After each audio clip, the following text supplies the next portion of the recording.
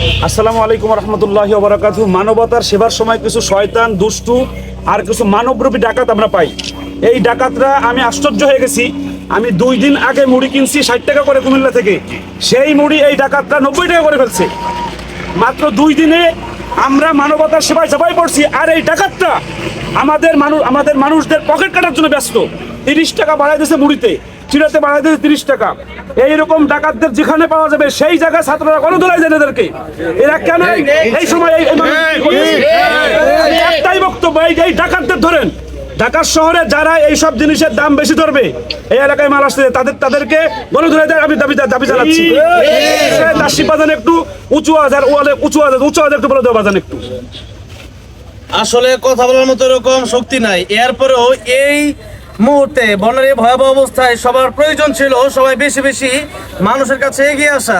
রাসূল সাল্লাল্লাহু আলাইহি ওয়াসাল্লামের তরিকা অনুযায়ী সবাইকে দাম কমিয়ে দেওয়া দরকার ছিল। সেই জায়গায় যারা দাম বাড়াচ্ছে এদেরকে কঠিনভাবে, বিশেষ করে আইনত ব্যবস্থা নেওয়ার জন্য আমি সেনাবাহিনীদেরকে বলবো, ছাত্র সমাজকে বলবো।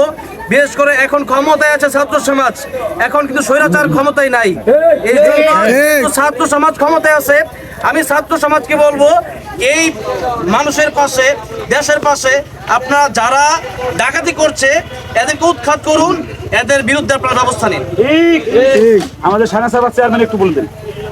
আমি যেটা খুবই উদ্বেগের সাথে জানাচ্ছি তা হলো, আপনারা শুনেছেন গতকালকে এই যে আমরা গিয়েছি সেখানে বারুইয়ারহাট এবং লালপোলের মাঝামাঝি জায়গা প্লাবিত হয়ে মানুষের গলার সমান পানি উঠে গেছে হাইওয়ের উপরে।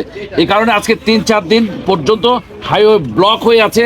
এই ব্লকেট অবস্থায় যারা ডাকাতি করেছে এরা কখনো মানুষ হতে পারে না, এরা অমানুষের বাচ্চা। কে প্রতিহত করতে হবে।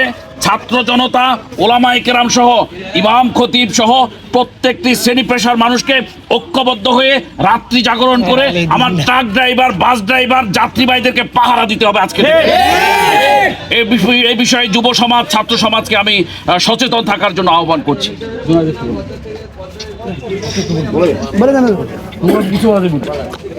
একটা সময়ে আমাদের দেশে স্বৈরাচার ছিল, যেই স্বৈরাচারের কারণে অনেক কথা বলতে পারে নাই। এখন তো ছাত্র সমাজ নেতৃত্ব দিচ্ছে। আমি আশা করি আগে যে ব্যবসায়ীদের সিন্ডিকেটটা ছিল, এই সিন্ডিকেট ভেঙ্গে চুরমার করে দিতে আমাদের ছাত্র সমাজরাই কাফি। এরা যদি উদ্যোগ নেয়, আমি আশা করি এই সমস্ত মানুষরূপী শয়তানদেরকে উৎখাত করা যাবে বাংলাদেশ থেকে।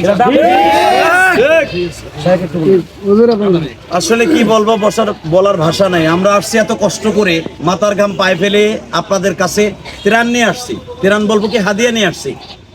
আর আপনারা এলাকার মানুষ এই সময়, বিপদের সময় ডাকাতি করছেন।